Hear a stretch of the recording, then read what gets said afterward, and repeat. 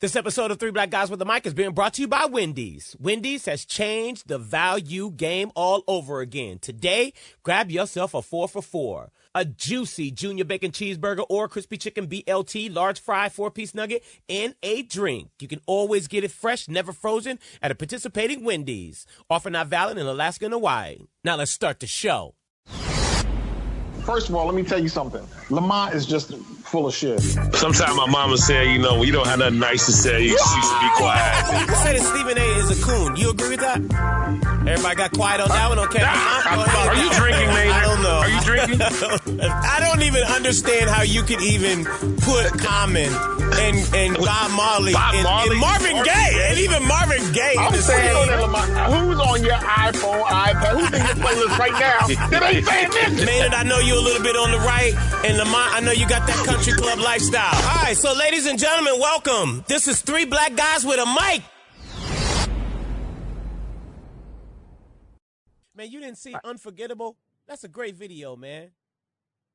Which one is that? Come on, French Montana, Sway Lee. Unforgettable. Wow. I didn't watch this shit. I'm not watching it. I got an issue with Frenchie. What's wrong You know with French Montana? French. Didn't French say something about he don't like the black chicks or something? Something about he was hating on the dark-skinned girls or something. I'm like, come on, French, That's the don't reason do why that, he did dog. that video. Yeah, and then I saw him. I think it was on Was it BET when he was holding a little black baby or something? I saw. I was like, yo, what are you doing? I thought you was at the BET Awards. No, I didn't go in. I watched it on on TV in the hotel room. I wasn't sitting through this. Oh, because I could have swore I told Kim last night, my wife, I said, there go Lamont right there singing Escape. Who can I run to? I was like, hey, Lamont right there. Hey, I said, babe, look at Lamont right there singing Who Can I Run To? She said, that ain't Lamont. I said, Kim, that is Lamont right there singing Who Can I Run To? No, I was in the hotel, bro. I wasn't there. Lamont, you weren't up there singing. Lamont. Yo. But here's what's fun saying. You was in the hotel watching Who Can I Run To? You was in the hotel singing Who Can I Run To?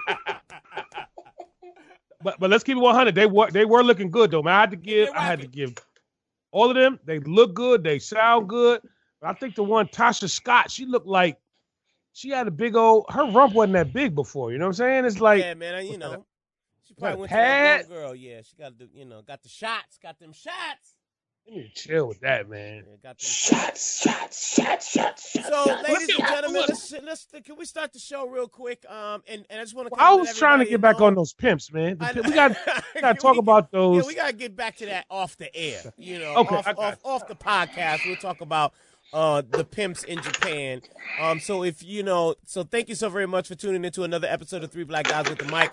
I'm not gonna have a structured show. We're just gonna kind of chill because Lamont is in LA, doing the BT Awards thing, and Maynard is 13 hours away in Japan, and I'm still in Detroit. So, we kind of all over the place today, all over the globe today. So, Maynard, real quick, let everybody know what's going on in Japan. What's going on? How's the hip hop in Japan? You picked up a couple mixtapes out there? Yeah, Tokyo is real deep with the hip hop, man. It's a serious affair with that.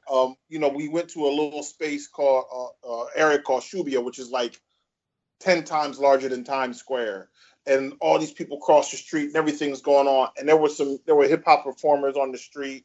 And the hip hop is not just, as we know in America, it's not just the music, it's the culture. So the clothes. These cats were beatboxing and rapping, freestyle. I didn't understand what they were saying. It was in Japanese, but he had a little flow. Dancing. The break dancing is a serious thing, and the culture traveled well, man. I seen fly kicks here. What I learned, but just walking down the street and seeing people, Snoop, Pac. All the icons that we have, you can see them on T-shirts here everywhere. People, Asian people wearing them. And Tokyo is like a major tourist attraction. So people from all over the world, not just, Japan or Tokyo, are here, and you can see the Tribe Called Quest T-shirts, the New York Yankees fitteds. You can see all of that, and it's all on display. Nice. Speaking of hip hop, let us give a big rest in peace to Prodigy, who passed away on last Saturday. Last Sunday, I think. He was in Vegas. What crazy is I was in Vegas and I was on my way to that show. I was going to that show, and now I'm kicking myself that I hate that I missed it. Because it was in Las Vegas, and I was in Las Vegas last week, and we all had tickets to the show, and we were going, and it was just a classic show with, KRS-One was on the show, Ghostface Killer was on the show, Raekwon the Chef was on the show, Mobb Deep was on the show, Ice-T was on the show, so it was a Legends of Rap show, and Prodigy passed away the next day from sickle cell, so rest in peace to his family. And real quick, if I can, I want to give a rest in peace to Jamie Rose, who passed away yesterday. Last night or either this morning in her sleep, passed away in her sleep. For those who don't know Jamie Rose, she's just, a big icon in Detroit, radio personality here. And I saw her yesterday, which was amazing. And we kicked it. We had a great time. We were at, Big Dog Blast's celebrity bowling tournament. And she was there. She hosted it. She was just bubbly, and we laughed and we joked. And, to wake up to the news this morning, that she passed away is just, heavy on my heart. So, man, live your life, because you never know, what day is going to be your last. So rest in peace to those people. Let me get to Lamont. We got to recap the BET Awards. Let's start with you. What was the ups and the downs? Let's start with Leslie Jones, as a host. Do you think that Leslie Jones did a great job? Was she whack, or, what were your thoughts on Leslie Jones? Well, here's my thing. I think, there's a difference between being a comedian and to be able to host a show. I mean, do I like her on Saturday Night Live? Yep. Can I get a few minutes of her in a Chris Rock movie? Yeah, but, 2.5 hours on a BET show, she was hollering and screaming, and it was too much like buffoonery. You know what I mean? Like, right. I think there's a way that you could be a comedian without being on some buffoonishness. You know what I mean? And I just felt that energy, like, she's too much. And I know Jamie was busy, but, I felt like Jamie could have just grabbed the mic and just kind of, let it flow a little bit. You know what I mean? He could have stepped in and been like, okay, you don't got it yet. Let me go and step in and show you how it's really done. Yeah, let's just kind of get it together. I mean, and again, it's live TV. So I saw a couple of flips and dips that she made. I mean, and my issue with what I saw was not 100% with her, but a lot of the production, man. I mean, there was a lot of dead air a few times that I saw throughout the show. Yep. I mean, the transition from New Editions award to them performing. Yep. I mean, they could have did some of those small things a little bit better, bro. So it's like, I think even the red carpet, watching the red carpet, which is not red carpet. I mean, I understand that, you want to do a little something different, but I was like, listen, BET, I know the money is strapped, but either one of the two things have to happen. You either have to hire real people who know how to interview people, right? Or either you have to do some serious media training so that way, people know what they're supposed to do on the red carpet. Like, these amateurs, first of all, Nick Cannon, why are you even on the stage? Why are you even, Nick Cannon, I feel like that stuff is too big for you. You're on executive level stuff. You got a song with Migos. I ain't mad at Migos because I like Migos, and I know we're going to get into Migos in 1 second. But Nick Cannon, come on, bro. It's time for you to grow up a little bit. Time for you to... Nick, whoa. You know what? Nick Cannon needs a check. Nick Cannon needs a Whoa, Maynard. Yo, listen. That America Got Talent Maynard. check is gone. Maynard, that was one of those when keeping it real goes wrong moments. Exactly. I ain't mad at the freedom part. He wanted his freedom, but come on, man. That America's Got Talent check. I mean, that America's Got Talent check was major. Right. Without that check, and not only did you lose the check, you kind of burnt yourself up with this corporate game. Now, you might be able to get into that BET, which is under Viacom, but you know that the next time that you're going to be on 8:00 at night on national broadcast TV, it might be because you're getting locked up because they ain't letting you come on no more right now, dude. They ain't letting you come on. Nick Cannon, you ain't that. You didn't mess with the wrong white folk. So Maynard, can I help you out real quick? And this is just this is a small check from Nick Cannon. Do you not understand that Wild 'N Out has been on the air for 12 years? All right, and yeah, so but what? do you think that Wild 'N Out is that America's Got Talent check? That ain't America's Got Talent check, though. Hold up, wait. Let me breathe for a minute. So even if we want to do some assumptions of what the America Got Talent check, he's still getting residual checks from Wild 'N Out from 12 years ago that's being played, if I'm not mistaken, Maynard, where you are in Taiwan and Japan, all over the world, where it's being translated in so many different languages. Just that in itself. I mean, dude has his hands. In the beginning of this conversation, we talked about title. You get the less frequent bandwidth on the $9.99 a month, and you get the higher bandwidth on the $19.99 a month plan. That Wild 'N Out check, that's the $9.99 plan. That America's Got Talent check is the high definition for Nick Cannon. And I'm sorry, but Nick Cannon has resulted himself into hosting the opening, not the show. I would have rather have seen Nick Cannon host the BET Awards rather than Leslie Jones. No hate on Leslie Jones, but I don't think that she was ready for it. But I would have rather have seen Nick Cannon. I think he would have did a better job. But to open the show, that's what Terrence J does. Get Bow Wow back out there, man. Get some young people out there, man. Okay, can I breathe now? Yes, can I breathe now?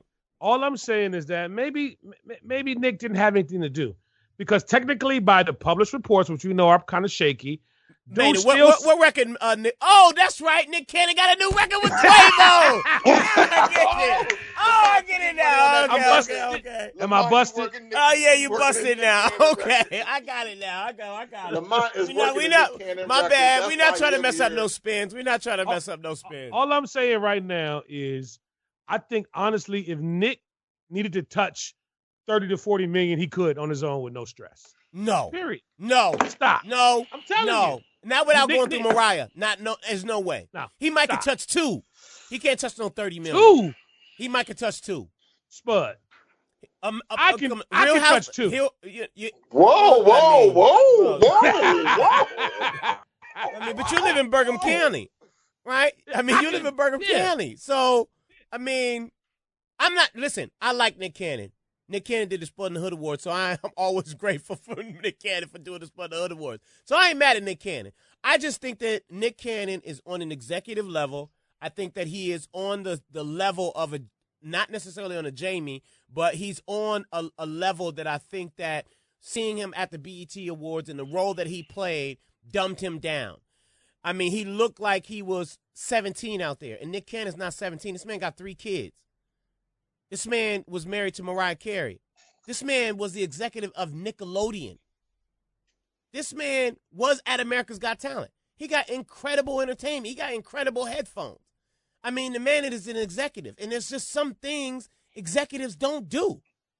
Now, here's what you sound like you're saying to me, and back me up, Maynard, because I feel like you're on the other side of the globe. Is what it sounds like to me that you're saying, Spud, is he just needed to grow up. And he could have been on that show in more of a grown-up capacity. Is that he what you're should have saying? been hosting that show. He I'm should have down. been hosting the show.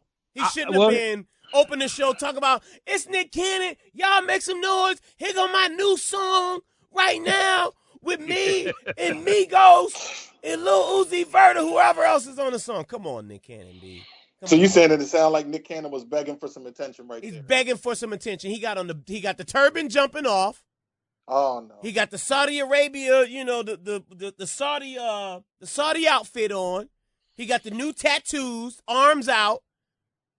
He got the sunglasses on. He looked 22.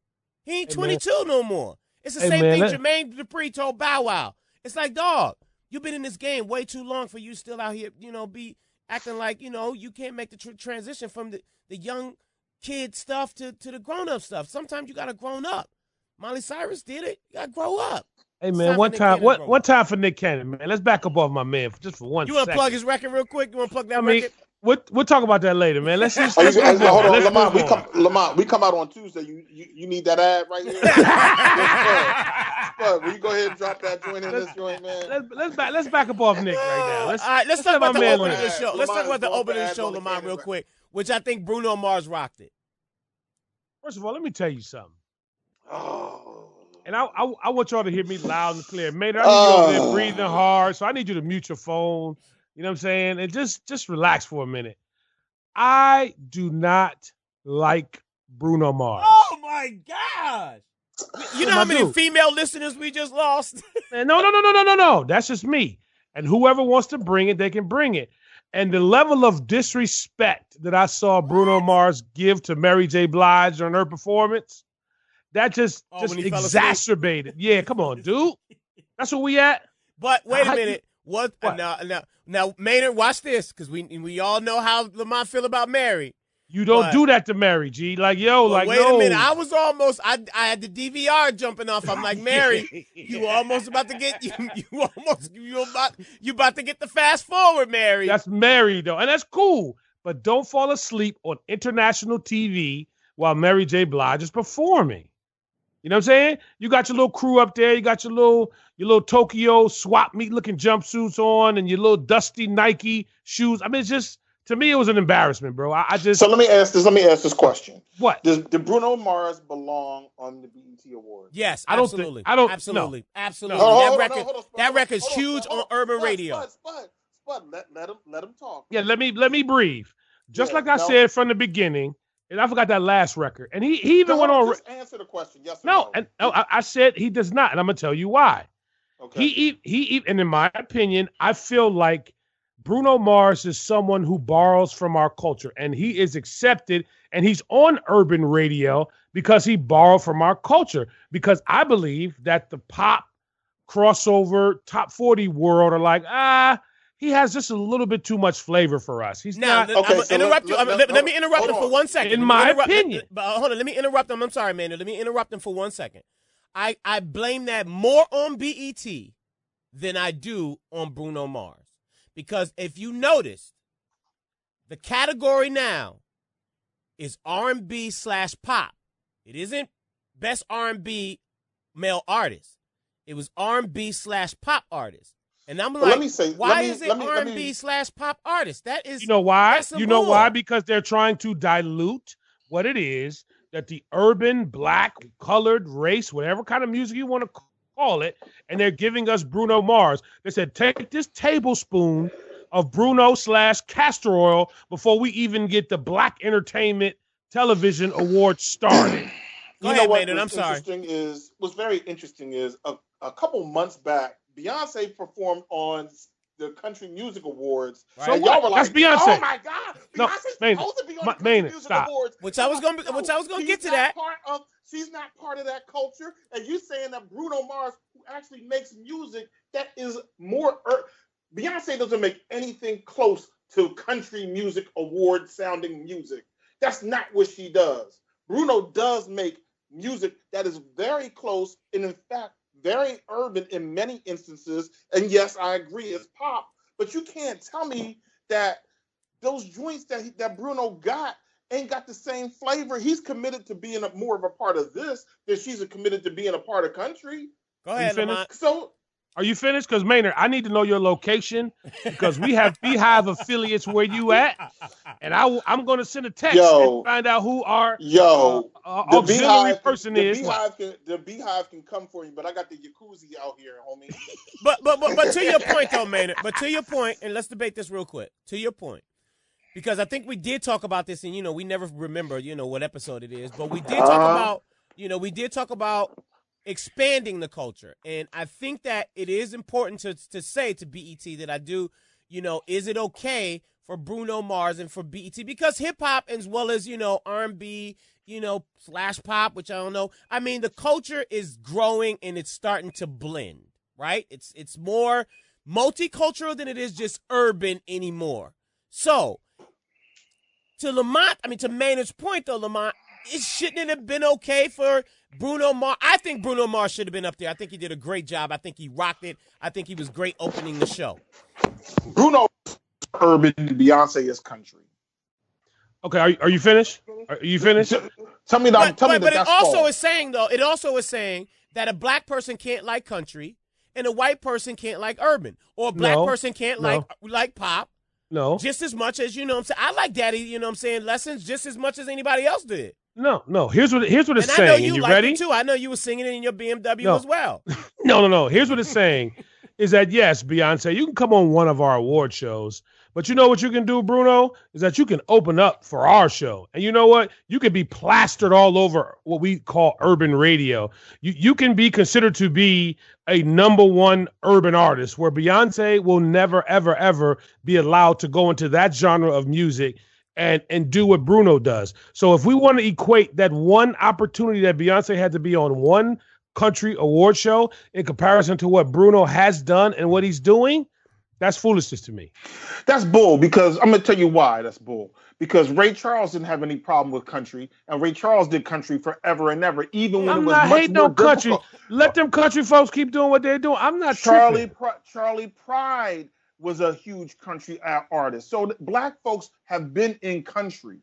Beyonce is a pop star, and she went into R&B. Okay, whatever you want to. All right, but this is the thing, though, Lamont. You want to talk about why Bruno Mars is.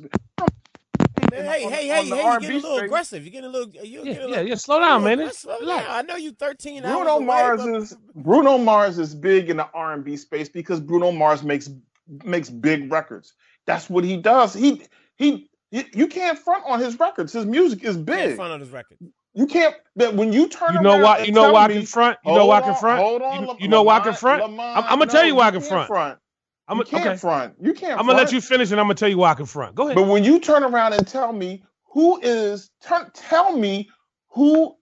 the musicality, who's writing music, who's producing a big show, and when I say producing a big show, because when you go to see Bruno Mars and you see his music videos, it's a whole thing, and that's doing that in the R&B space with the type of talent that he brings to the table. Are you ready?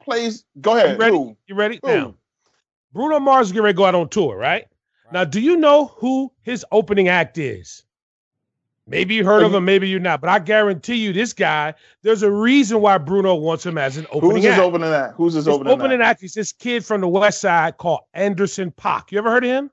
Yes. Okay. So what I'm trying to tell you from a musicality and all of the other kind of shenanigans that you're talking about, toe-to-toe, pound for pound, that is an urban recording artist that is eons better than Bruno Mars.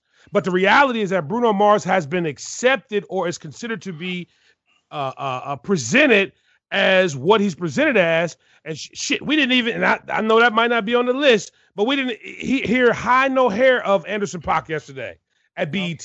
Not at all. Not high but you know what though? hair. But you know what though? He wasn't even nominated, which he should have been. Exactly. But by Bruno saying, "Yo, this kid is on my show," he's highlighting somebody who he respects. And you know why? There. And you know why? Because Bruno even said, without black music, there would be no Bruno Mars. So that means he got mad respect. Whatever. I don't understand. He's doing what country does. If you want to talk about country, country is a slowed down, morphed version of the blues. Every country artist will tell you that that's where it came from. I don't have no problem with that. I don't have no problem with that. So again, what I'm saying is we be talking about Queen Bee, and I got to say it right because both of you brothers was almost a little disrespectful, you know what I'm saying, not addressing Miss Beyonce properly, is that all she was doing was really going back to her roots of the blues. So let me say this while we're here. While we're here. You tried that one, as Tamar Braxton would say. You tried that one, homeboy. She was referring to her roots. Shout out to the twins. And I'm glad to see that they're doing well now to the hospital and everything. That's amazing. But you know what, Lamont? That whole you bowing down to Beyonce and being a part of the Beehive, dude, that's not a good look for you. I'm just going to let you know. It's not a good look for you. I do have to say, though, I do have another level of respect for Solange, though. No doubt. I wasn't rocking with Solange at all. I didn't listen to Cranes in the Sky or none of that. I did see the video, and I was like, I don't see it. I don't get it. I don't know what's happening. But after seeing her last night and accepting the award and seeing what her energy and, I was like, oh, okay. I can give this girl a little bit of, give this girl a little bit of love. She's not just Beyonce's little sister. She's not actually anymore. dope, bro. Definitely not even anymore. Let's move on. Chance the Rapper. I wish I had a round of applause thing right now. Round of applause for Chance the Rapper. Yeah. Maynard, no, Maynard, that's not good. But you tried that one too. But it's all good. Chance the Rapper, rocked it, won. I think best new artist, as well as got the humanitarian award, and just shut it down last night. I mean, so much respect to Chance the Rapper. And I guess I'm even going to say, that whole movement, because, I'm not a part of that movement, but I got much respect for, Chance the Rapper. Lamont, what did you think he had to say? I mean, what were your thoughts on what he had to say? Well, here's my thing. And this my God, are you negative Nancy all night tonight? Yeah. I got a little hate on Chance. You know what I'm saying? What? Yes. I got some hate. You was just defending him like 4 or 5, like 7 episodes ago. I know, hold man. Hold on. Lamont, do you hating because he ain't Migos? Let me finish, Playboy. Let me get this out. I know what it is. I know what it is. I'm sorry, but he's not. He ain't got no Chance the Rapper money. He ain't got no Chance to Rapper promo money coming. It's no song going. No. Yeah, ain't no song on the street right now for Chance the Rapper. So Lamont ain't got no love. No. Here's what I'm saying. Where the hate is that you're right. I'm very happy of his activism side. You know what I mean? It's the same like we talked about before about LeBron. Off the court, I think LeBron is amazing. On the court, I don't like him. The same with Chance. Is I think outside of the music space, I think Chance is amazing. But here's my issue with Chance the Rapper on the inside the music space.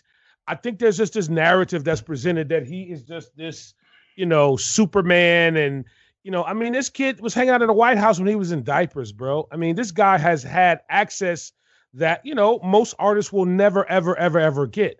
You know what I mean? What's wrong with that? No, listen. Hold on, though. Go back a couple episodes. You're the one who said all these things. Exactly. That's what I'm saying. So that's what I'm saying. So that you're taking it back? You said that there's a little hate. It's amazing. How you gonna? You know what? Can I finish? I finally learned how the media works. I finally learned how to build them up. We also know. We also now got a candidate for the Cactus of the Week. No, what I'm saying is that from a music perspective, does he make great music? Absolutely. Does he, was able to present it in a way? But I just felt like he was doing urban music a disservice when he came with this whole, I'm going to give my music away for free. I'm going to liberate my fans. And I'm going to do all of this other shenanigans. You just so proved Maynard's point right now. You just so proved his point. You just clearly said you had a problem when he came out and said, I'm going to give my music out for free. You said, why is that a problem? Listen. Because that devalue. Listen, Maynard, didn't you say where you at? You in Japan, Tokyo, whatever it is? Tokyo. Right? You in Tokyo, right? Now, I know we're not supposed to talk about these pimps, right? That we talked about. Okay, we get to the pimps later. I mean, can we talk about the pimp talk?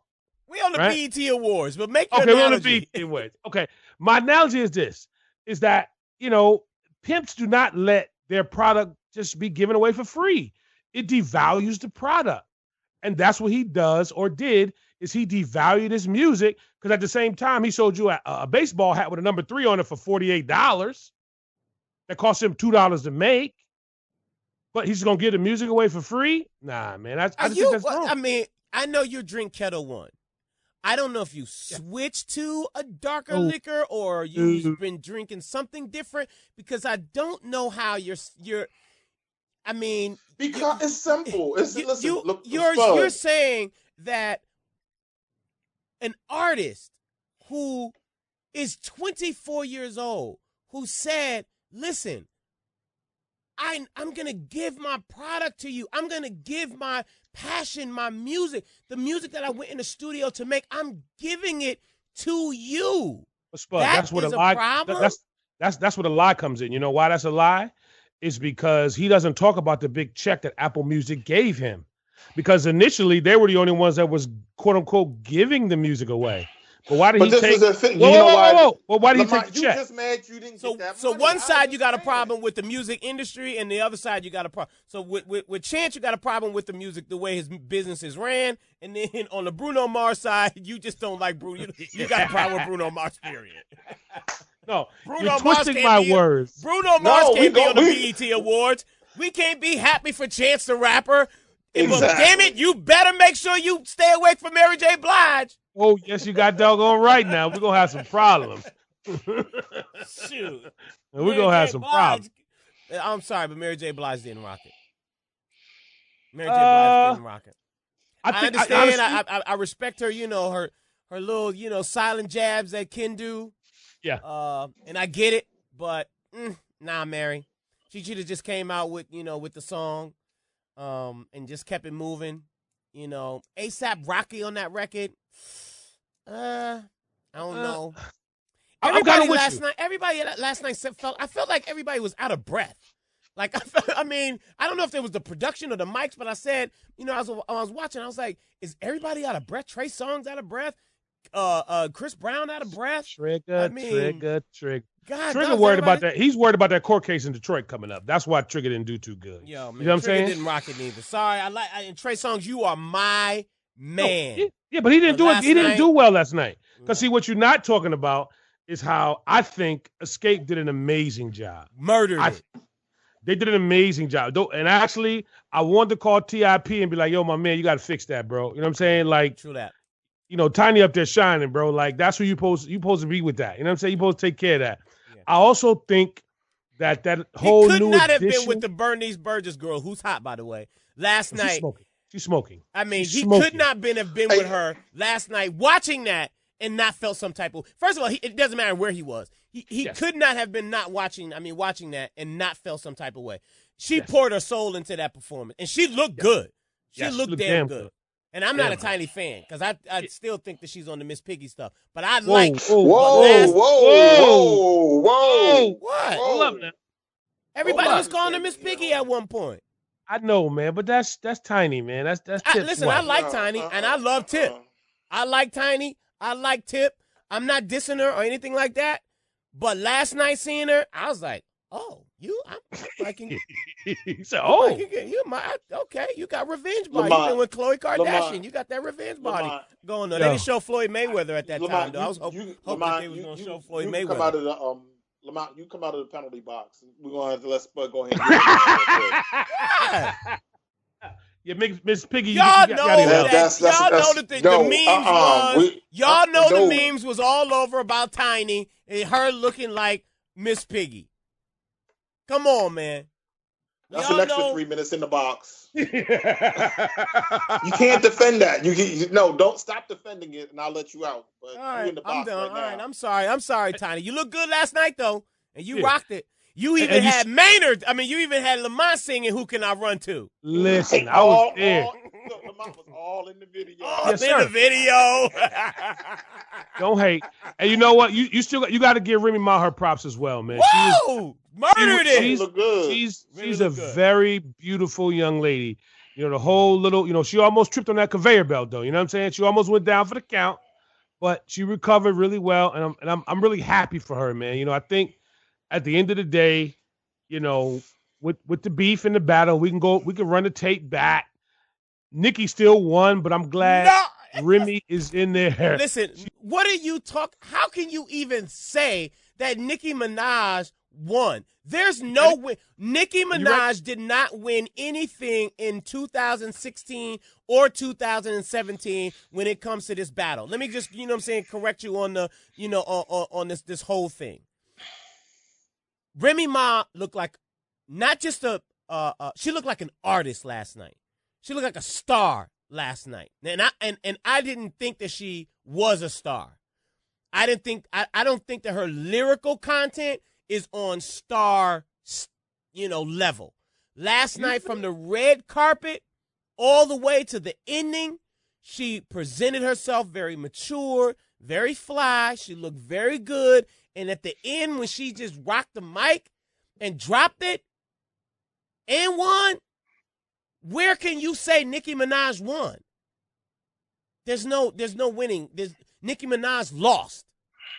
You finished? Yes. You Maynard, would you like to go first, or you want me to close it out? I'm agreeing with Spud. I don't know what you're talking about. Okay, so now I thought that the diss record that Nicki dropped was okay, but what Remy put down was murder. My dude, that was a bloodbath. So I don't know what you're talking about. Now, what you're saying is a bloodbath is based off of what I think we all would like to call battle rap, or, me talking bad about your mama. But what I'm saying is, let me finish. Let me finish. Oh, I'm sorry. Hold on. Let me listen. But this is the I can't get ads on the Remy Ma money. You know what? We gotta keep seeing it. It's never been about hip hop. Where is about capitalism? Where is Paul Porter when you need him? Whoa! No, here's all I'm saying is that I just think black out the book. Y'all need to check it out and then follow Paul Porter because he's getting into it some folks. Yeah, he ruffling some feathers out here. Really, actually, some social media drama was going on today. But shout out to Paul Porter, man. Like I told someone is that, everybody has a story, and everybody has a right to tell their version of the story. You know what I mean? Again, just like mine with Nicki Minaj. At the end of the day, I think she had some of rap's, hip hop's, whatever you want to call it, biggest. You can call it help. You can call it whatever you want. But that record that she put out is miles ahead better than the Sheet the record. Now, is it Sheet the record on some old, your mama's fat and she's black and she's stinky? Absolutely. And if that's where we going, that's cool. But in terms of a record, Nicki made a better record than what Remy Ma made. Period. Hands down. Listen. I was going to get into the, that's like saying basically Hit 'Em Up is not a great diss record, or No Vaseline is not a great diss record. The facts in the song make the song, Lamont. Now, the only reason why No Frauds, which is the response, it is miles ahead of that record is because of what two reasons?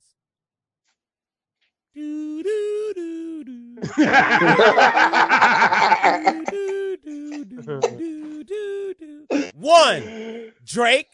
Two, Wayne. That's the only reason that record is miles ahead of Sheether. First of all, Nicki Minaj not responding to Sheether already is a loss. And to come back not on your own, to come back with two of the heaviest heavyweights in hip hop and still not rock it and still not have, a knockout blow to Remy Ma is even worse. Now, from a spin perspective, from a mileage perspective, and maybe from a sales perspective, yeah, the record is miles ahead. So did she make more money off of the record, off of the disc? Yeah. But did she win the battle? No, she did not at all. And last night, not only said that she lost the battle, she lost the war as well. So who has better fried chicken, Church's or Popeyes? Popeyes all day.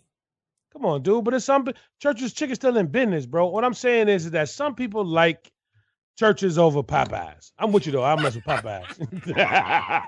Now, how that goes into what we talking about, I don't know, but I'm trying. I don't know either. I have no idea. I understand that you're saying that what? Yeah, we all gonna still go to Popeyes, and there's some people gonna go to go to churches because of the grease and the rolls and the fried okra. Yeah, gotta have that fried okra, bro. You know what I'm saying? It's just what it is. Yes. I'm sorry, Nicki Minaj lost hands down. Hold on though. Nicki won Best Female Artist, right? No, Remy Ma did. No, she did. Remy Ma did. Remy won. So Spud's right. At the end of it all. But let's not get into the politics of those awards because we understand that that's a little shaky because she did win it 7 years in a row. Let's get to the politics of hip hop because this show is supposed to be about hip hop and politics. And part of hip hop is if somebody come at you, you got to come at them. You don't go and get your two big brothers and then y'all just mess around and lob some snowballs and say, oh, it's done. No. Remy came at her, slaughtered it. Nicki's job was to come back, not with backup, but to come back and stand on her own, grab that mic, and address it. She addressed it like a year and a half later, it seemed, in hip hop, in battle rap time, it was. And then it was WACK. And then as a result, She didn't win she didn't even win. She came up with no frauds. And what happened? Did she get best female artist? Well, if I can quote the great Charlemagne the God. The great Charlemagne the God? The great Charlemagne. Wait a minute. What record is he working? Oh, you didn't move to the books now. You didn't move to the books now? Listen, hey, yo, man. Charlemagne, we've been trying to get you on this podcast too, man. We've been doing a lot of, emailing and calling and, all that other stuff. I'm a little upset, man. I know we're not Combat Jack, but hey, man, we've been too many requests for you to come on for Lamonte to be calling you the great Charlemagne the God, and we ain't got no response. And anyways, go ahead. Back to the great Charlemagne the God. The great Charlemagne the God, if I remember correctly, he said this. If you think Papoose was not in that room while Remy was writing some of that stuff on a piece of paper, then you're nuts. If you know anything about Papoose, that you know his rhyme style, his rhyme pattern, his cadence, the whole shebang, that was Sheetha, bro. So let's not act like Remy did not have a little help. I mean, that's her husband. That was one of the probably the biggest moves, or one of the biggest, that young lady had to make. So if you think she's not going to sit there and consult her husband, and we got married people on this podcast. Hell, I can't take a dump without telling my wife I got to go downstairs. You know what I'm saying? So that's just how this works. Payroll for Universal.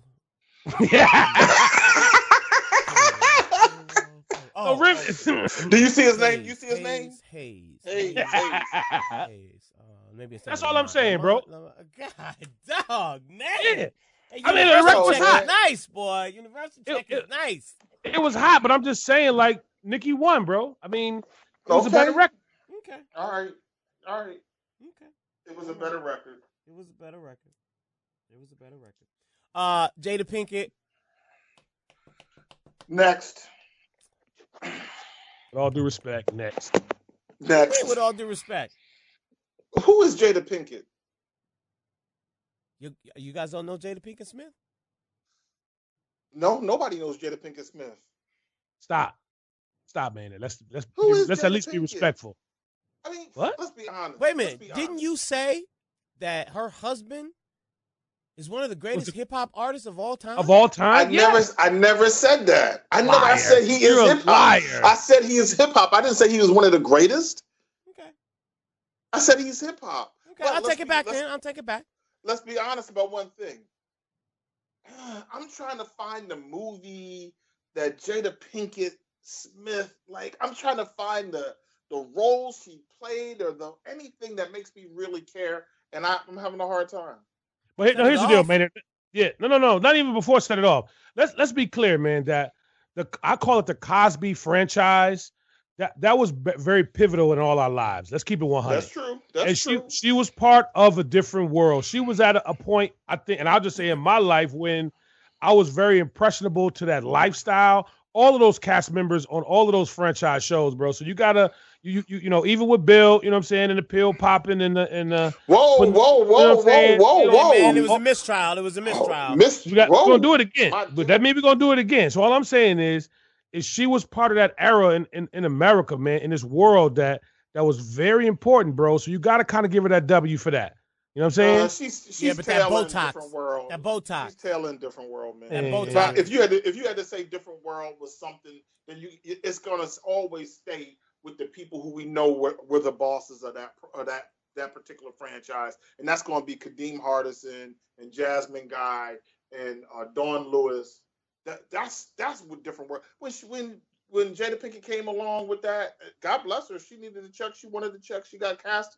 I ain't got no problem with that. But different world wasn't what it was going. It wasn't what it was. It was on its way down. I just feel like you hating, bro, because she's not from Philly. I just want to say, can we bring the old Jada back? That's all I want. I just want the old Jada back. Can we get the old Jada back? You mean the rat? Not the rat. I mean, just to lay off the Botox, man. Just lay off the Botox a little bit. Let her live. She on the west side. That's how they get down, man. I was somewhere and they got like Botox for like $72, bro. They had like little flannel, like little signs, bro. Like, you can go Not get the some flannel signs. Yo, bro. But you know what though? for us to give her the next, we didn't spend too much time talking about her. Absolutely. But anyway, I do want to, you know what I'm saying, I do want to address her in regards to All Eyes on Me, because, you know, she came out and said that, you know, she was very hurt by the way that she was portrayed, and, you know, her and Pac's role was portrayed in the movie. And, you know, none of that stuff was factual, which is really hurt. You know, it's really disheartening, you know, for the movie to get that wrong. Lamont, what do you think about the movie? Let me be very careful here. Uh-oh. God, dog, how many checks you getting these days? Nah, G, I'm just saying, man. No wonder we canceled our Virginia trip, man. Listen, man. We need to revisit that. Nah, well, I just feel like the movie overall, and here's what my problem with the movie, even before it started, that NWA movie had me on such a high, bro, like from a production standpoint, from the way that it looked, the way that it felt. Even when I saw the previews of All Eyes on Me, it didn't feel exciting. You know what I'm saying? And then we heard all of the stuff about, what's Homeboy's name, Maynard? The Menace Society boy that quit the project. What's his name? Lorenz Tate. No, the other dude, the director. Oh, I'm sorry. Wait a minute, the Hughes brothers did Singleton? Society. Yeah, John Singleton. Oh, John Singleton. Yeah, because, you know, he originally was supposed to do it. So then I'm asking the questions, you know what I'm saying? And shout out to Benny Boom. I get it. But I still feel like you got to be very careful with these kind of things. Like, you know what I'm saying? Like, you can't come out with like a Godfather 4, you know, produced by the three black guys with the mic. That's just not going to work, bro. It's not. I think we can pull that one off. Nah, son, it's not going to work. We're working on the script as we speak. You just got to be careful, bro. And it's like that. How come everybody else can get checks in and out of genre but us? Because because our ice is not as cold as their ice. And I keep telling you that, Maynard. You know, that the Tooth Fairy's not real. Nobody knows. You know what I'm saying? Slavery. Yeah. So, I mean, the movie, it was okay, but I'll say again, on the heels of that NWA, which I thought was iconic, and I still feel like 20 years from now, 30 years from now, just like we watch The Godfather over and over and over again, that NWA movie's the same. The Biggie movie that was done before, and this, it's like, it's cool, but this is not hot. It's not what it should be. Let's go through a couple of things. One, budget is not the same as NWA. That's first. Two, Okay. I don't know. Well, let's talk about Benny Boom. Benny Boom is not a film director. I'm sorry, Benny Boom. I like you. I know you're trying to, you know what I'm saying, make that transition. He's a music video director. And if you've seen Last Day Mail or First Day Mail or whatever, you know what I'm saying, the other movie he directed. Next Day Air. It's kind of, you know what I'm saying, on that same level. And in regards to production and so forth and so on. I agree with 50 Cent. The movie looked like it was a Lifetime movie. When you got people in the movie theater talking to the screen, you've lost. I thought the movie was good.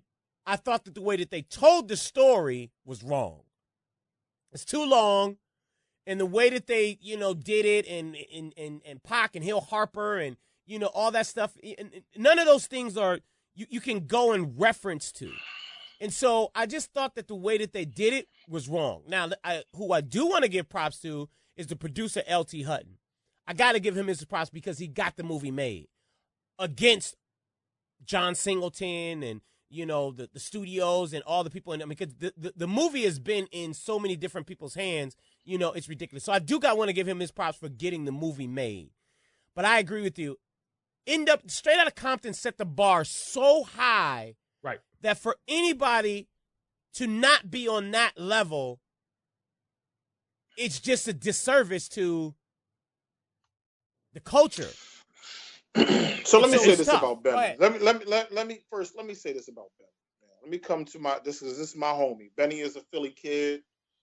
We the same age, and as you said, the movie has been in multiple people's hands. The studios and different people working the project weren't 100% on the project. So what Benny basically did is he took lemons and he tried to make lemonade. You can't lay this at his feet like that. Because Benny didn't write the story. Benny didn't make these embellishments about the Jada Pinkett Tupac relationship. I gotta cut you off on that one. Only reason because when he was on the Breakfast Club, he said, when I took over the project, I basically came in and said, I gotta go my own direction and I gotta tell the story from my way. So, and as a director, as you know, and I understand your point, and I agree with your point. When you got 4 or 5 different hands, on a movie, it's tarnished already. However, as a director, it's your job to visually tell the story to the viewer, and I just don't think he did a good job with that. Right, but he's telling the story that was written. Okay. He's telling the story that's written. There's Jeremy and Eddie, Jeremy Half, Eddie Gonzalez, the Steven dude. I don't even know that dude. I never heard of him. They wrote the story.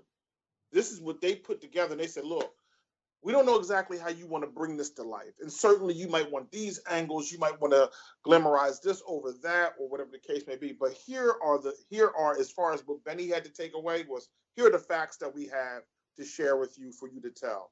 So he did what they gave him. And yes, he did as a director try to, put his own particular artwork on it, but they wrote a story that he went with. And so the big things that stand out to me that sound like it's an issue is Jada's piece where she's saying, that's not exactly how this happened. I know that also the director doesn't always, the producers are the people who typically go and get the budget. So if it didn't look as good, you give LT Hutton the props, but LT Hutton should have got more money. So, man, let me ask you a question, because I just looked at the numbers. The production budget for Straight Outta Compton was 50. All Eyes on Me was 40 million. Mm-hmm. So we just talking about a difference of $10 million. Right. In movies, $10 million is a lot of money. I don't know. I'm just saying, like, it just felt like Straight Outta Compton was it felt bigger. It felt brighter. It felt more, it felt real. It felt more real. I think some of the things that you get with Straight Outta Compton is you get Dre and you get Q intimately involved with that project. They were hands on with that project. Okay, I'm with you on that. And you also have F. Gary Gray, who was there, who knew the story, right. And he was firsthand. So all I'm saying and I hear you, Lamont, on the 40 to 50, and yeah, we're in similar space. Yeah, 10 million is a lot of money, but it's Hutton's job to go and get the additional dollars needed. Benny Boom came to the project after it's been touched by everybody else. The project wasn't a virgin anymore, so he did what he thought was right at this point. They wouldn't got somebody who was looking for a come up. God bless Benny Boom. He's looking for a come up anyway. He's looking for a way to break into a bigger space. Right.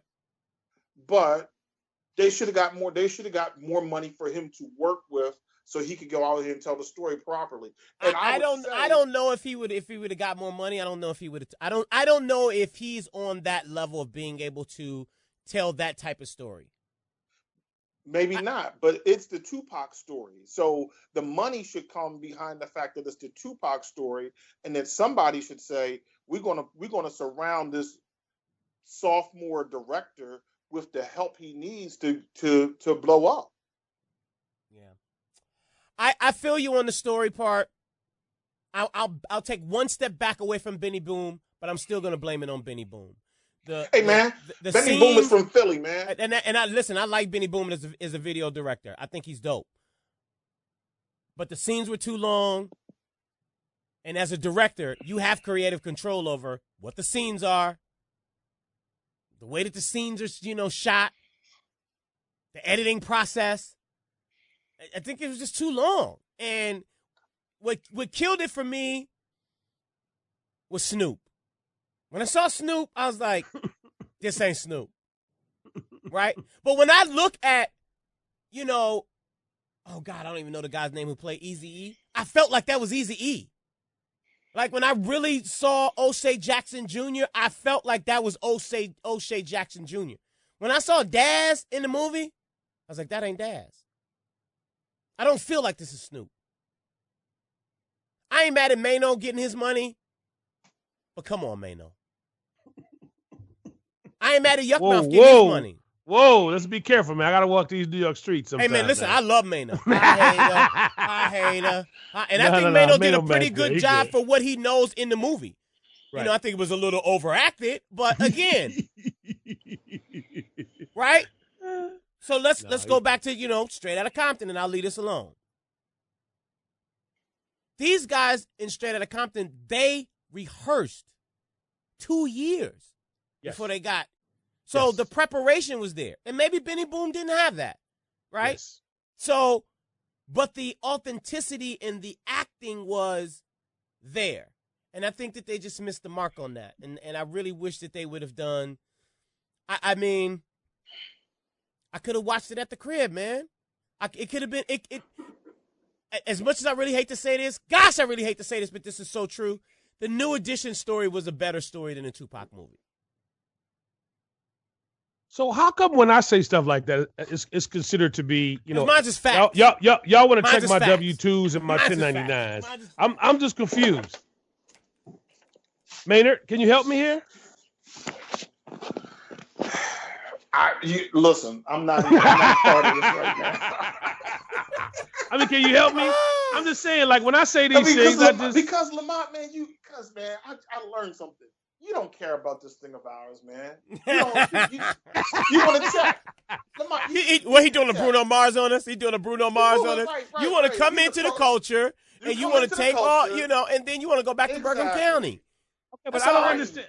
No, I don't understand. With your $95 lobster, right, prawn, and your country club doctors, man. Right, hey, and your city council, 12th floor, getting your taxes done. Right. Listen, I just want to shout out everybody in LA, and I'm just trying to figure out why nobody told me that Crustaceans was closed, bro. You know what I'm saying? What does that have to do? Like, I was trying to get the garlic noodles, bro. You know what I'm saying? Because, we had to go to Mr. Chow. I'm like, come on, man. Is that what we doing? How much was that bill? Mr. Chow ain't good no more? Mr. Chow ain't good enough for you? I hear you, brother. I'm just telling you, man. We just trying to move out. Yeah, it's closed. I went to Nobu on my wife's birthday. Anyway, I know what that Mr. Chow bill looked like. Ooh, Lord. Yes, sir. Let's get back to the BET Awards. We got to talk about New Edition. We got more BET Award discussion? Hey, man. What'd you say, man? We got to talk about New Edition. New Edition got the Lifetime Achievement Award. We got to give it up for them. Congratulations to New Edition. I thought that they rocked it. They brought the little kids out there and brought the cast out there and, rocked it. And Bobby Brown said, shit on TV and got away with it. And I ain't mad at Bobby Brown. That's the original king of R&B. That's it. He's a king, man. Y'all need to, first of all, need to stop saying that foolishness. What are you talking about? Who is the king of R&B, Maynard? It ain't Bobby Brown. Never was. Who is it? Whitney said it was. Whitney also. Wait. Before God bless the dead now. Respect the dead.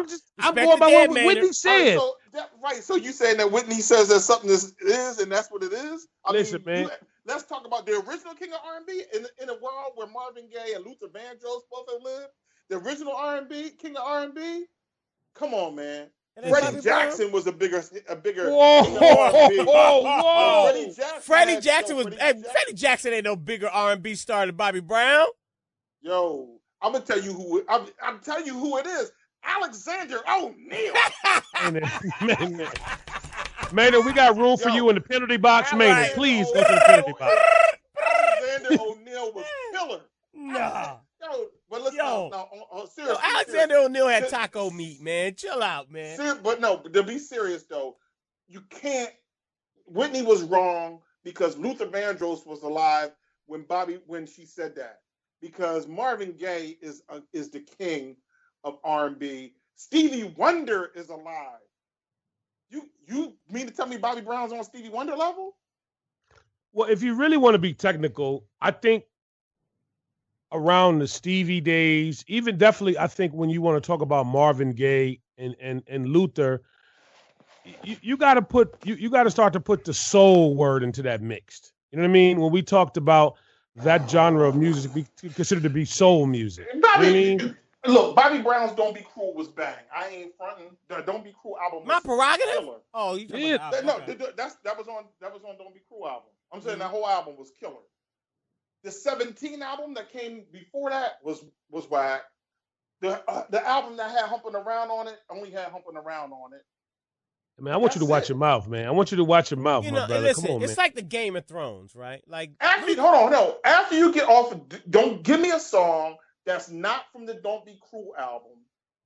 That's like, and then he had to take control joint from the Ghostbusters soundtrack. After that, give me something that makes him the king. It's one album and 2 singles. That's it. Whitney said he was the king. I'm going with what Whitney said. I'm going with R. Kelly's the king of R&B. I would probably have to. I would give R. Kelly more props. Stop. I'm not giving it to Bobby. Kelly, I like Bobby. Look, I don't like R. Kelly for what has been alleged that he did them tapes, but Chocolate Factory, 12 Play. Whew, he's a musical genius. I ain't trying to be rude. I think all right, let's end the BET Awards with I don't know how to even start. I don't know if I start with Joe Budden. Do I start with Migos? I don't know which one do I start with. Lamont, what's up with Joe Budden, man? Get your man. Hey man, I'm gonna give you a Joe Budden story, and my man, he gonna be mad at me telling this story. One day, I was on 50th Street parking my car. I go in the garage. I come up the little thing or whatever, and I'm walking up 50th Street, getting ready to turn right on 6th Avenue.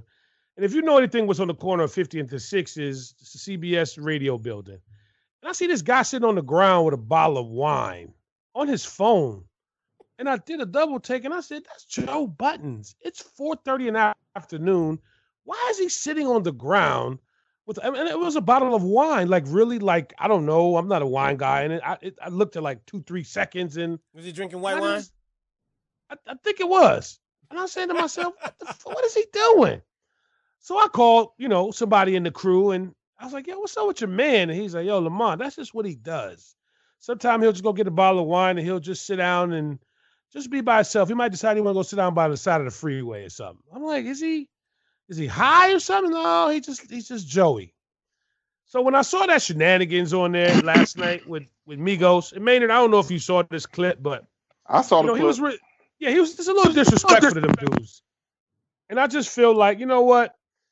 If them boys from down south would have slapped Joey in his eye, it would have been some repercussions on them later on down the road, around the corner, but they would have been right. Because Joey was a little out of pocket. Even the other kid from the Everyday Struggle show, I thought the tape I saw was like it was like broken or something. Because I'm like, he was even trying to, he was a little antagonizing them boys. You know what I'm saying? And I'm like, they was there after the show trying to, do the right thing as an artist and grant interviews and all that.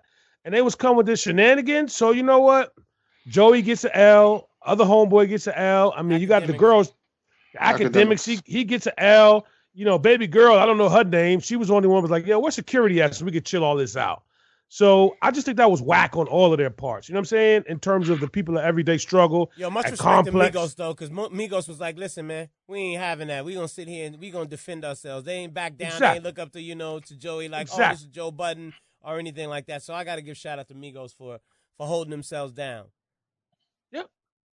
And then I just turned my little Bad and Bougie extended remix up on my Tidal, subscription. And was like, I'm down with Migos. So kept it moving. You saw that plug right there? Yeah, I did. Maynard, I saw you said that Migos was your hero. Hold on. Yeah. No, that was like a 3-way plug right there. I turned my Tidal subscription music up on Bad and Bougie. So that's like plug Tidal. So because he got to make sure he don't run afoul with J and B. Exactly. And plug Bad and Bougie so he can continue to get some of those Tuesday checks. Yes. And then did you mention like the headphones and the stereo system? Well, I was gonna wait till after we come back from the break, and then we'll talk about the headphones. Okay, all right. Yeah. Are we talking Beats by Dre? Or are we talking Bose? No. We love Dre, but we not rocking with them. You know what I'm saying? We got Because you all. What's wrong with He's Beats by Dre? anti-Apple. Because that's Apple Music, and he's down with Jay. You got to put it together. You got to move fast. Move fast. He's down with Jay. I gotta keep up. I gotta keep up. Yeah. So when Jay comes out with, the Army headphones or whatever it is, the Rockaware headphone, then that's what he's gonna be rocking with. Maynard, is that let's not tell all the secrets right now, bro. Let's just keep some of this for us. Okay. Right? That's what he said. When we come back from the break. But the fashion last night was Well, Migos. Yeah, I thought Migos looked good. I was like, I did too. These guys look like rock stars. Like these guys look like rock stars. Yes, sir. He sure did. Yo. What you got, Maynard? Even with the tight pants, Maynard? Even with the tight... But them pants are a little tight on them homies. Now, wait a minute. Now, Kendrick Lamar's pants was a little tight. Yeah, they was a little tight, too. It was a little tight. I saw what he was trying to do, but I was like, Kendrick, not yet. Not yet. Yeah, let me say this on the Joe Budden thing. Now, Joe is, I think there are a lot of people who are like me who are like, I can't rock out with mumble rappers or the Migos sound. That's not really me. I understand. And there are lots of people out there, and I put up, because Myson dropped his little thing I put on the page as well, talking about Future and his lyrics, along with, I guess, Migos kind of falls in that category as well, as that these things are harmful to the culture. Right. So that's the space that I'm in, and that's okay. That somebody likes some other stuff. The next part of that though is I'm not certain what they're even saying in many instances. Like I don't even find that there's a lyrical flow that meets with my taste, and that's just my taste. But they came up there and they did their thing. Joe, while I kind of feel his allegiance to hip hop, that was some clown foolishness. And Academics just a minute ago just got checked by Vic Mensa. So I don't know why Academics is out here even, he got checked on his own show in his own studio. Like, dude, you might want to be careful, because I don't think that you really are built for that. Because you're right, Lamont, he was on trying to clown him. What'd you say, huh? What did you say? Yeah. That was some clown foolishness. So, Lamont, I thought you were on your way to getting the cactus, but I'm reconsidering. I redeemed myself. And again, I keep it so 100. It's because I like the Migos or Migos all the way around. I mean, I feel like those boys from where they were 5 years ago, they, and I don't know if we're going to put them in the mumble rap category. And you're right, man. There's some of the stuff, dude, I don't understand what they're saying. But you know what? I've learned to keep 15, 12-year-olds, 9-year-olds on my speed dial. I can call my little nieces and nephews or go to lyrics.com and try to figure it out. So that a hot box was a stolen car. So you don't understand raindrops, drop top, smoking on cookie in a hot box, effing on your B, she a thought. Yes, I didn't know what a hot box was. Cooking up dope in a crock pot. You don't understand. I did not know what a hot box was. Yeah, I didn't get the hot box. I didn't know that was a stolen car. I thought it was a Porsche. This thing? No. A hot box is what they call in Atlanta. If you steal a car, no matter what kind of car it is, it's a hot box. Oh, I see. Somebody told me that it was a Porsche. No. They call stolen cars, and again, they may be referencing that, but overall in the street in Atlanta, a stolen car is a box. Yep. Okay. Yep. So back again, to these things, they change by the minute. Yeah, absolutely. So I was going to go back to, because I did want to talk about Myson in regards to, what he said was, or I guess what the meme was that Future is poisoning our kids. And wow, poisoning our kids? You guys agree that Future is poisoning the kids? You know what? This is Lamont's line. if you go every day to McDonald's and then 7-Eleven or wherever you get your little, chili You walk cheese to school every fries, single day and get some hot Cheetos, hot Cheeto flaming hot fries, Cheetos, and that's what you put in your body with a 32-ounce Coca-Cola for every meal. That's poison. And I'm trying to find the Future record. And then what was Future wearing across his mouth? What was that? Well, I It's a think mask. that's a mask. I mean, the song is mask. Why you breathing like that? Why you breathing, bro? Why you breathing like that, man? What's up, man? I mean, in an effort to be rock stars, ninjas be going far. That's all. Well, Spud, can I address that as well? Of course you can. Of course you can. Now let's talk about the Future poisoning the culture. Talk about that. Saying. I mean, like you just said, I think it's about a balance. I mean, and the first thing that comes to mind when I hear somebody say that is that they're right, but at the same time, there's this thing called Tiny Desk that NPR Music does. I don't know if you ever heard about it, Maynard or Spud, or anybody else that's listening to the podcast, but I would challenge you to just go Google Tiny Desk. And what NPR Music does, and they do all kind of genres of music, but they just did this kid named Nick Grant, who's from Atlanta. And, they go into the NPR offices and they just perform their craft. You know what I mean? And they do it with the live instrumentation kind of deal. And it's like, it's so cool. And but those kind of things or platforms don't get the same kind of, notoriety or the light is shined on them as much as it is a Future record, because you're right. Because for a little 6-year-old to be, singing Molly Percocet, and I had to Google it. And I didn't even know how to spell Percocet. I didn't know what it was. You know what I'm saying? And then you got to give, and this is my man, because he got a new joint that's on fire. It's 2 Chainz. I remember 2 Chainz taught me what promethazine was, which I didn't know what the hell that was. That was a certain kind of high designer cough syrup that you use to make lean with. I said, oh, okay. And you got to put your Jolly Ranchers and your Orange Crush and all those other kind of shenanigans. So for me to be 40 plus, for me to even be learning that, just imagine what the 6-year-old, the 8-year-old, the 12-year-old. So Spud, I feel my man in what he's saying, but you just got to balance that diet, because you just can't let the kids just run them up and get what they get without giving them some balance. Yeah, but how do you balance the diet? I mean, it's not like they're balancing the diet with, or I guess you could say that they are balancing the diet with Trey Songz and Chris Brown.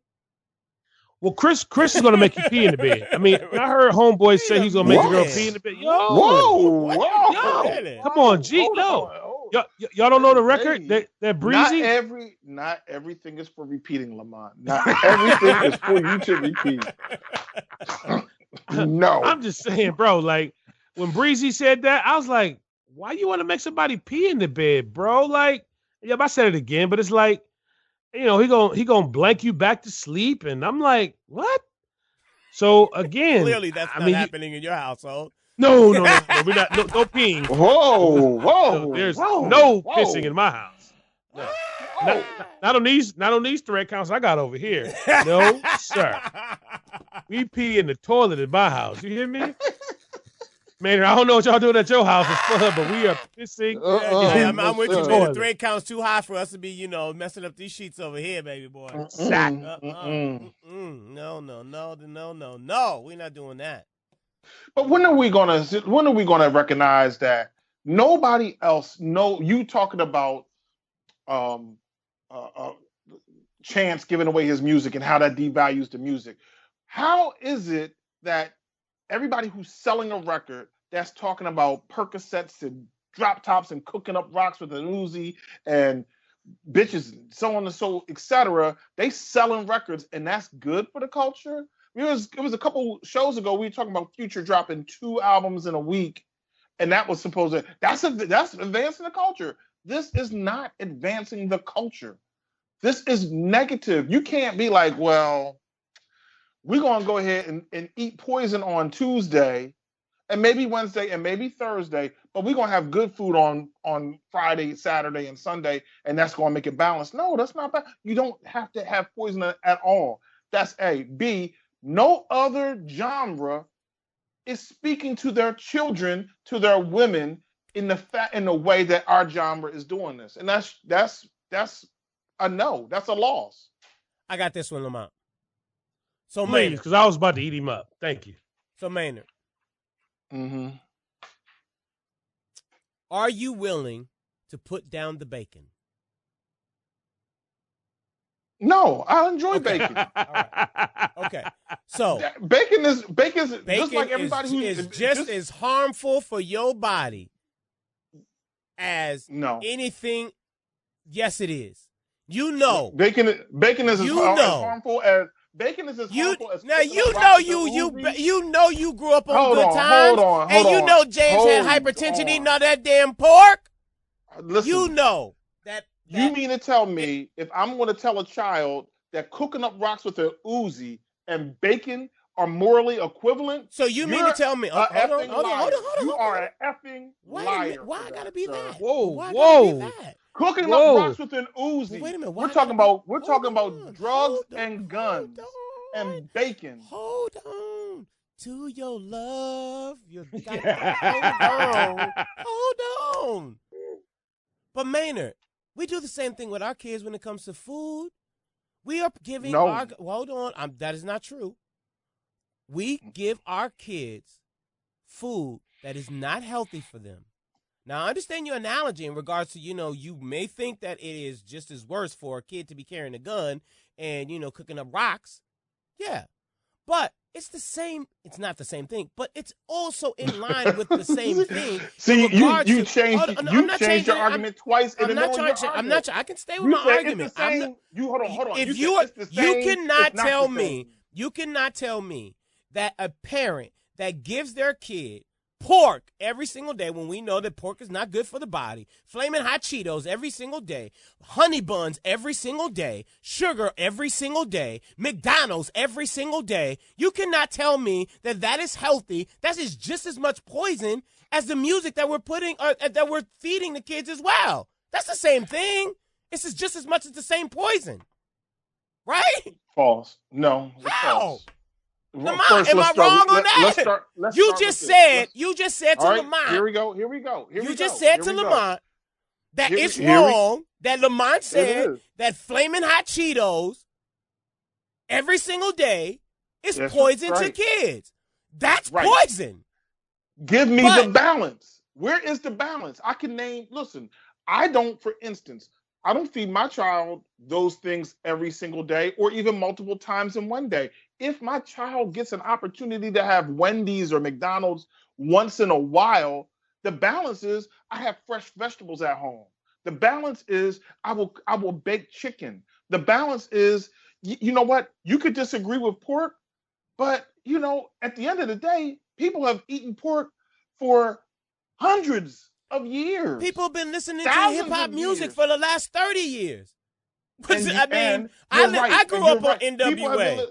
You grew up on NWA. Listen to this for the last 30 years, and we can look at the city of Chicago and see the murder rate in the past 3 years has been outrageous. We can look at food, from diabetes to cancer to heart disease. We could go back and forth on the same thing. Okay. Poison is poison. Right. But the thing about it is this. And to be clear, I agree with you on what you're saying. I agree with you. I do believe that there should be a balance. I'm just saying. I don't know where the balance comes from, A. And B, I think that the people who are making certain that Future's records are getting played are saying to themselves, that Paul Porter book, boys. Read that Paul Porter book. That works in your neighborhood. You know what? There's somebody white out there. It might be Jimmy Iovine saying, hey, sounds good on your radio, but I ain't having that in my house. Why we name dropping? We ain't playing that around here. He ain't feeding his children that. I think that they're out to get us. Who's the they? What? Who is they? Listen, so radio we should do a documentary on the they. Hold on. Here we go. Take Chuck right now. Take Chuck D. Radio won't play me in prime time, right? They wouldn't play Chuck in prime time. He wasn't saying anything crazy. NWA come out with F the Police. All of a sudden, gangster rap is the biggest thing ever. They didn't put them on the radio neither. Well, they had so many explicit lyrics. It was crazy. Come on. The album had, I don't know, 37 murders on the album before you got to the midpoint. Before you got to the chorus. Right. So, but all of a sudden, when you couldn't even play rap, hip hop music on the radio, when the message that Chuck or that the Native Tongue family was coming with, or that any of the conscious and positive rappers had, they were like, nah, we ain't trying to let that through. Then all of a sudden, everything, the worst of the worst as far as how we speak to our women, how we view the drug culture, and how we view violence comes into the music, and it's celebrated. So, Maynard, can I ask you a question? Because certainly, I'm with you, and that's why I don't like Bruno Mars. What? You ready? Yes, I am, because I thought you were going to side with me on this one, and now no, Bruno Mars? No, I'm with Maynard. Bruno Mars is only talking about 24 karat. No, listen, no. It's the symbolism. It's the symbolism of what Bruno Mars is. That's what I'm trying to get you. Was trying to get you to understand. So you're racist. No. You don't like Mexicans. No. He's not Mexican. He's Hawaiian. He's Hawaiian. The brother's Hawaiian, Hawaiian, right? Man. Yeah. He's Hawaiian. Yeah. So what I'm saying is that He's by Hawaiian. him opening the BET Awards, the Black Entertainment Television Awards. You don't like Hawaiians. No. Whoa. We're going to have the ACLU on our head in a minute. No. What I'm saying is that, like Maynard said, is that there are other oodles and oodles and oodles of other Black artists that could have opened that show. But it was about how we dilute. Maynard didn't say that. Because he's on the Bruno Mars train, by the way. You said that. No. But it actually it's the same. It correlates. What he's saying is that poisonous music is allowed to be introduced into our communities. Am I right, Maynard? Yeah. And what I'm saying is that Bruno Mars is an extension of that poison, because what it shows, it shows that we can still dilute this urban music thing a little bit more, because the ones that we don't get with the gangster, the malt liquor, and the pork, we're going to get by giving them a watered down version of what we call this Black music. Well, let me go back real quick. Bruno Mars is Puerto Rican and Filipino. Okay, I'm sorry, but wasn't he born in Hawaii though? I thought the brother said he was born. So you don't like Puerto Rican? That's what it is. No. I'm down. Whoa. Oh, it's the Filipinos you got a problem with. Oh, no. Whoa. Bruno Mars is hot, man. He's whack, dude. Hold on now, Spud. Now hold on now, because I thought about this. Hold on, Spud. Now just wait 1 second here. Bruno Mars is hot, and then you said Cardi B is hot, and I'm saying you can't. Whoa. Who said this? Who said that? Because I'm talking about Spud. He said Cardi B. Cardi B is trash. Cardi B is hot. Cardi B. Trash. No, you can't. Go ahead, man. I'm gonna let you finish. How are you using that word? Is Cardi B as hot as Bruno Mars? Well, no. I mean, I think I can use the word. But then you can't keep using the word. The word has no meaning. As much as you continue to, because as much as you continue to say it, you kill the meaning. Cardi B is hot. She is hot. How is Cardi B not hot? Somebody on this podcast right now, tell me this girl then went from being a stripper to having a reality show to having millions of views on YouTube to being on the BET Awards. This girl is hot. Do you think the BET Awards is the stamp of certification? That's subjective. That's it. That's subjective. We are talking about the BET Awards though. However, the girl, here's a better question. We ain't up there. We can make up. And I think we hot. But Cardi B is up there. They ain't made our category yet, because all of a sudden they came out with the Sportsman of the Year and the Actor of the Year. You know what I'm doing? That's what we're doing right now. Tomorrow, as soon as we get off this podcast, Stephen Hill ain't there no more. But we emailing somebody in the podcast category, damn it. And we want to be nominated and we want to be presenters next year. At any rate, Cardi B is hot. Not hot to us, but she's hot. Just like Bruno Mars isn't hot to Lamonte. But if you put on That's What I Like right now in the club, That record's just as big as Bad and Bougie in the black clubs. If you put on 24 karat magic in the air, Spud. hit Spud. man. Spud. If you put on boom, boom, whatever that is, that, and even if that's not Bruno Mars song, I mean, because Mark Ronson didn't get, you know what I'm saying, his props on that record. But anyway, Spud, can I ask you a Bruno question? Mars, it's Spud. hot, dog. Didn't you? I'm gonna put your business in the street. Didn't you just get a new dog not too long ago? Something like that, yeah. Okay. So Co-parenting. I could record your dog pissing on the floor. Whoa. Right? Whoa. I could put the right You know beat what up it is? under it. We haven't seen each other in a while. We ain't talked to each other in a while. That's what's all this. It's tension. It's tension. It's what it is. Right. It's brotherly I could tension put- is what it is. Yeah. I could call Don Cannon and Lil Yachty on the remix and put the right beat up under it, go for ads, and it'll be hot in the club too, bro. So I don't know if, me saying or you saying that it's hot in the club like that gives value. It's a lot of records that might be hot or what some may perceive to be hot in that one club, but that ain't it. Bruno Mars is whack, bro. Period. Based off of what?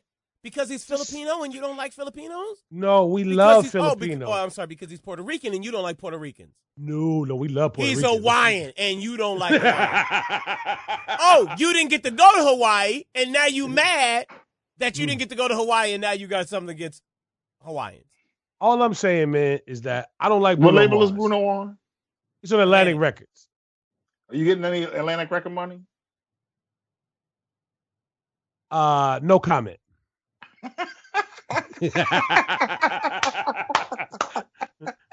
No comment. What is it? No, I plead the fifth. I played the fifth. Yeah. I plead the fifth. Yeah, so I plead the fifth on that. That's all I'm Not gonna say. one, not two, not three, not four, but fifth. Yeah.